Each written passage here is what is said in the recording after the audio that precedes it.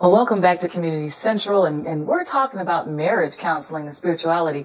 I tell you, it's really something to look at because, we talk again about the statistics. Over 50% of people who are getting married are getting divorced. And, I know in my heart, I thought marriage was for real. It was to last forever. And I made the comment, somebody lied when it came to those vows, seriously, because so many feelings do get wrapped up in that, and it could be, and you talked about this before. I know we're going right into the segment that, the way people are individually, because I'm one of those, fairy tale romanticists, and everything is just, oh, isn't that precious? But the person that I married, I don't felt like that. Everything wasn't cute, so you have a lot of people that have these type of differences in their marriage. So, this was something, what if a couple like that, for instance, they've been married for years? Is divorce actually the final thing, or, what can be done for them? I don't think divorce is the final thing. I think sometimes it's inevitable because maybe there's one partner that absolutely is not going to go there or doesn't want any help. Let's say if there's abuse, emotional or physical or something like that, and the person's tried and tried and tried. But for the most part, I think it can if both want to.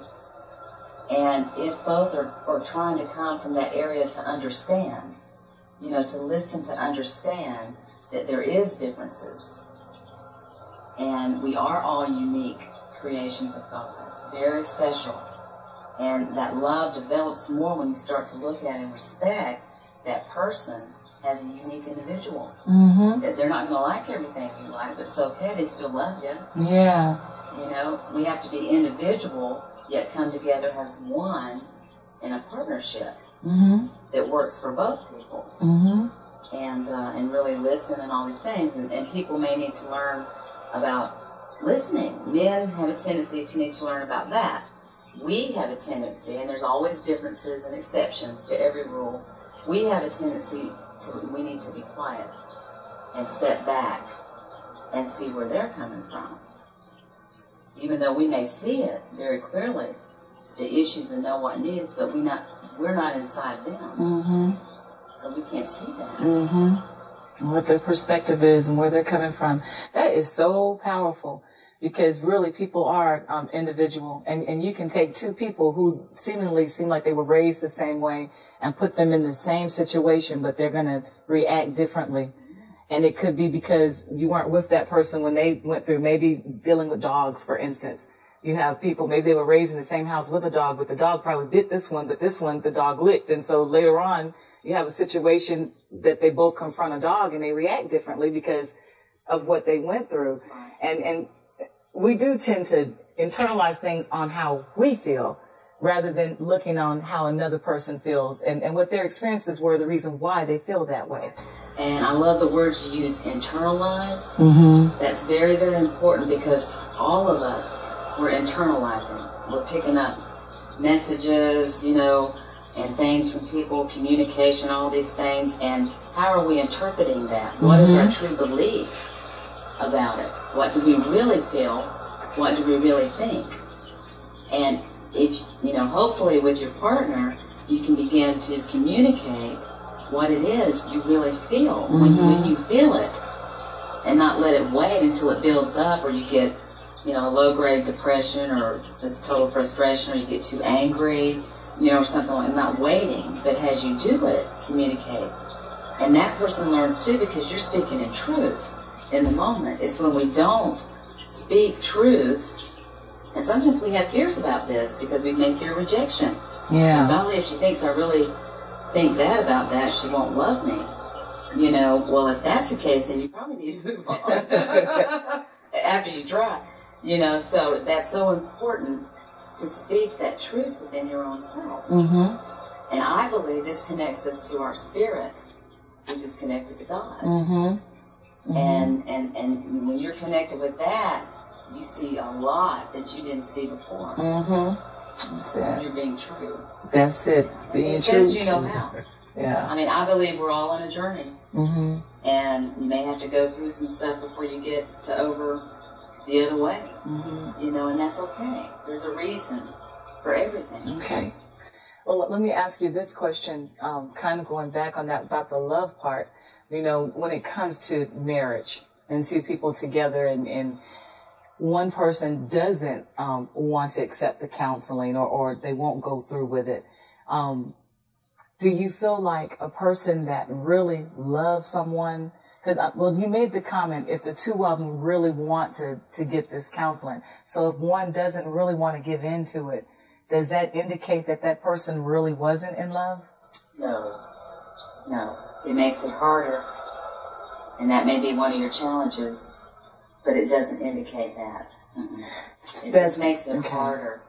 Okay. So I think so especially women need to know that, because they go through, he doesn't love me, you know, just because of that. But it's not that he doesn't love her. It's just he's being stubborn or sometimes afraid to discover what's really going on with himself. Because, see, for him or her, could be the other way, to really talk about what's going on inside is a risk. And for some people, mostly men, not all men, it's harder for them because they're fighters and go on. You know, they got a lot more protective shields than we do. We're more at peace with, hey, this is how I feel, you know, and yada, yada, yada. But they're not.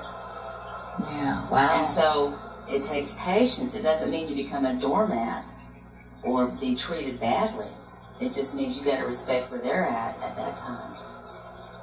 Okay, and so go to your spirit. Okay, so how can Bright Leaf Counseling help them? Tell us about what you do. I mean, you have, but I mean, you know, tell us about Bright Leaf. Well, I can help couples to see what actually is going on from a third party, and I can help them to identify feelings, thoughts, and what impact that has, and how to get the positive truth about that and how to deal with that. If there's anything in their childhood, I can help them with that and move through that. And also identify the differences between a man and a woman. And also, you know, different personality, different communication styles. All these differences, and really, it does a lot of good. Okay. And can we go here, plug the children's ears up, but something that a lot of couples have a problem with, sexual relations. You know, what are some of the, because people divorce behind that, you know, but what are some of the things that are causing them to divorce because of problems with sexuality, or, you know, what are the differences that they're having problems with there? Okay. Generally speaking, I mean, there are exceptions, and we'd have to have another show on that. Okay. But generally speaking, a person is not feeling loved or intimate, and for a woman, what's going on in the kitchen, so to speak, affects the bedroom. You don't mind me speaking? No, tell the truth. Tell the truth. And so if it's not going on good there in the kitchen, it's not going on there. A man, on the other hand, it's more, you know, a lot of men see sex as love. If you just have sex, I'll be fine. Mm-hmm. Tell it. Well, that's true. He'll feel fine, but you won't. And then, so it's like a challenge for a man to see that it's not all about love. Sex is loving, can be loving, but sex is not love. Mm-hmm. Sex can be very loving and intimate. But the true intimacy is truth between two people and openness to be able to share feelings, true feelings, about each other, the depths of each other's soul. Yeah. Hopefully. Yeah. Because love really is, real true love, really is like that old song, love is a splendid thing. Mm-hmm. It really is. But there has to be that intimacy, which is not sex.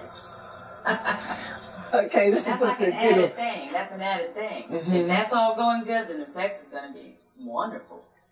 Okay, and it's the truth with women, and you'll hear that with couples all the time. You know, the woman, just hold me, you know, and I'm okay. Hold my hand, or, you know, and hey, you have to make love to her mind first, you know, and that type of thing. And then men they're so much more physical, right. You know, and if that difference is understood, yeah. And then that's a clear difference. That's the way God created us. Yes.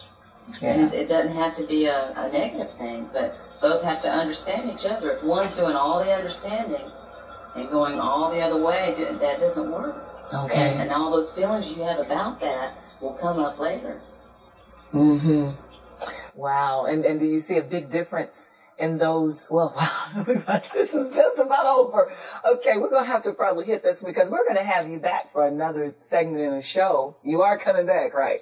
Okay. We'll probably have to talk about that, but we were looking at couples coming together. But look, here at Bright Leaf Counseling, and she has some information. We just want you to look at it because this is something that can help you. And we know we got statistics, over 50% of couples aren't making it and getting divorced. This is probably when you need to get some help. So make sure you give her a call. And thank you for tuning in to Community Central. We'll see you on the next show and have a great day.